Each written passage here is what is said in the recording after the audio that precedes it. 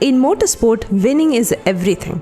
Second place is a reminder that someone else was faster, braver, more ruthless than you. Lancia had tasted that humiliation long enough. With the Delta S4, they were ready to reclaim the crown. But Peugeot 205 T16 stood in their way. Two titans locked in a fight beyond limits. And in their relentless pursuit of perfection, they pushed rally past the point of no return. This is the story of the last titans of Group B era. When Lancia entered the championship with their 037 in 1983, they were facing impossible odds.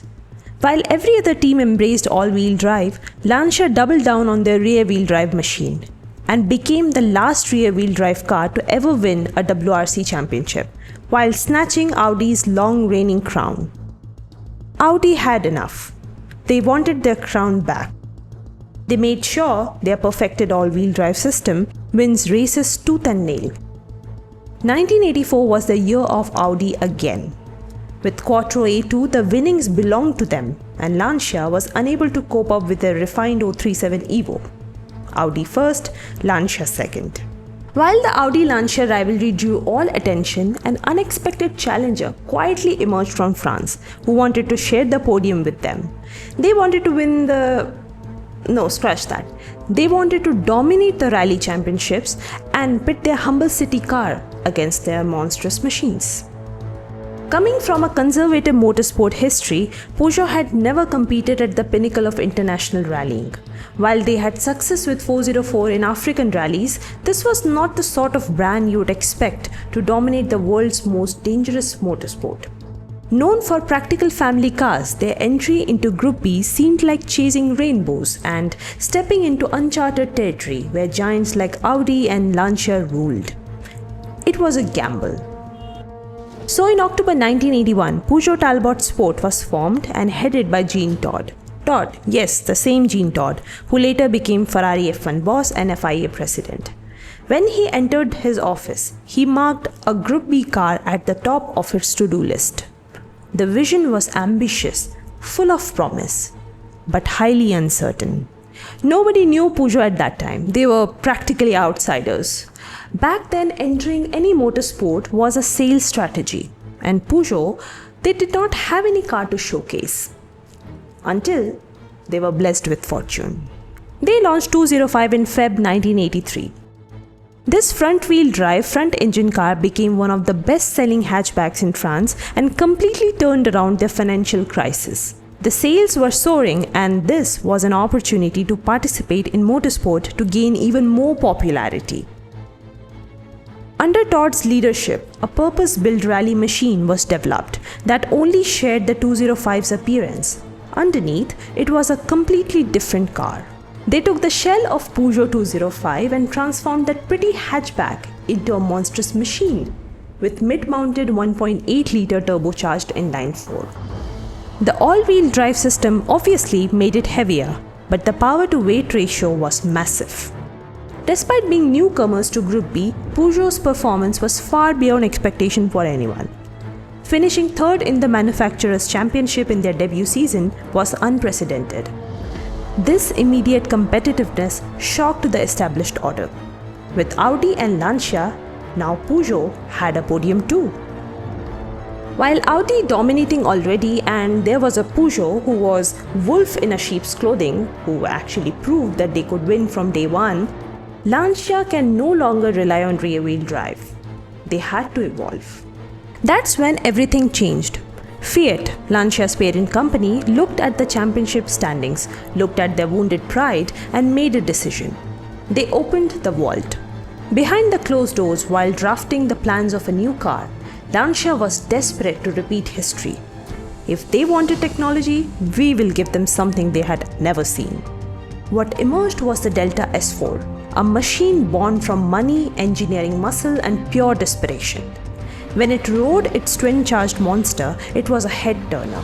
To avoid turbo lag and low RPM, they combined turbocharging with supercharging. The car was horribly fast in the straights, and with an all-wheel drive system, they returned to claim their crown back. Lancia was ready, and so was Peugeot. If Peugeot had Ari Vatanen and Timo Salonen, Lancia countered with Henri Toivonen and Markku Alén. The flying Finns on both sides and spectators waiting for another epic duel. With legendary drivers, Peugeot stormed to 1985 WRC like a wild bear. Fearless behind the wheel, Ari Vatanen, the golden boy of Peugeot, dominated every stage until Argentina. In a heart-stopping moment, the 205 T16 spun out of control and somersaulted at the speed of 120 miles per hour. The impact was so severe that his seat broke loose from its mountings. The very thing that was supposed to keep him safe became a weapon. He was thrown inside the car and barely survived, leaving with severe injuries that would sideline him for the rest of the season. It was described as the largest survival crash in rally history and should have been the wake-up call, but instead, rallying continued. Despite setbacks, Peugeot won more than half of the rally stages, leaving Lancia and even Audi with nothing but crumbs. For the very first time, they won the drivers' and the manufacturer's title, whereas Lancia's S4 managed with just one win in its debut. Peugeot popped champagne for the wins and their confidence was evident in every stage they participated, while also hoping to continue the winning streak. Lancia, on the other hand, knew they had the potential. They just needed to be patient with their game. 1986 marked as the ultimate rival year of Lancia and Peugeot. The season opened with a statement that shocked everyone. Henri Toivonen, the Finnish master behind the wheel of Delta S4, conquered the treacherous ice and snow of Monte Carlo. But Peugeot wasn't rattled. They struck back with Juha Kankkunen on his T16 E2, dancing through Sweden, beating Delta S4 by few minutes. Their pace intensified in further stages and Lancia could not just wait to throw another punch at them. By mid-season, the psychological toll between both the teams could be felt clearly. Every rally scene became a chess move. Some strategical, some offensive, and neither of them were playing safe.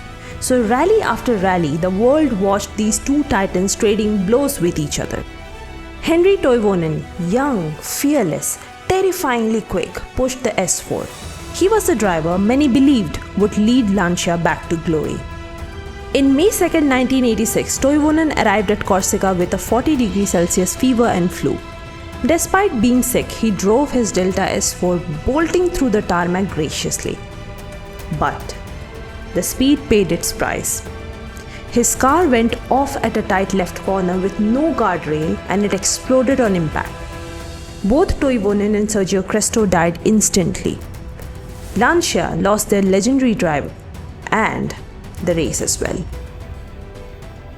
This accident shook everyone and was a declaration that the cars were not safe anymore and it had reached its peak.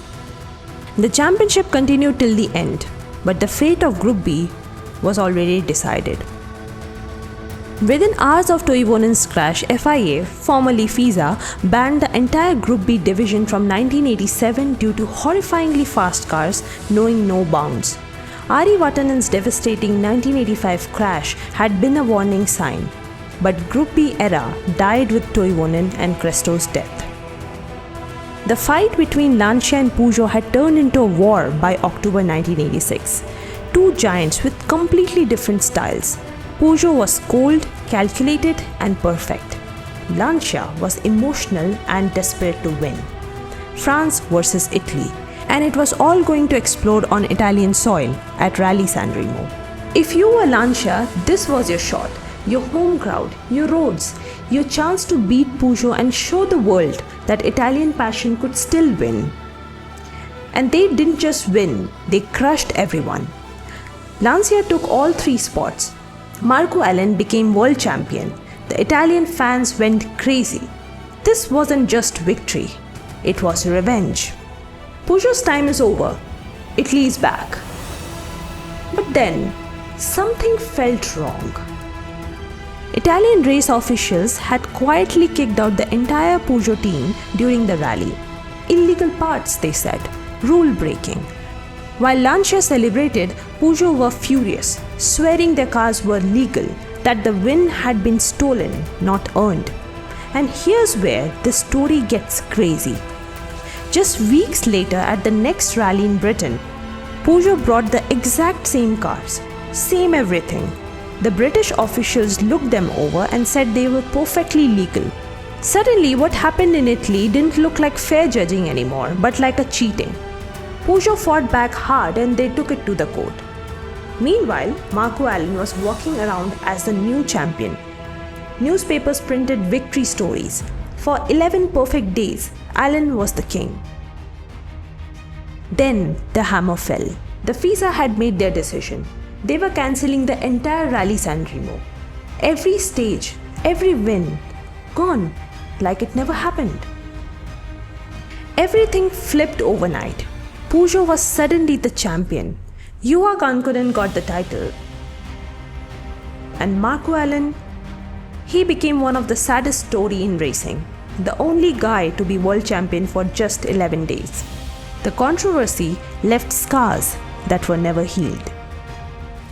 In the end, Peugeot would stand as the last champion of Group B. However, disgusted by politics, they walked away from rallying for almost a decade. And Lancia, they chose the opposite path. They poured their heartbreak into Group A and found redemption there. But in all truth, both the teams have achieved more than victory in those 2 years. They were the last titans of Group B era. Their rivalry so perfectly matched, so relentless that they built machines the sport could no longer contain.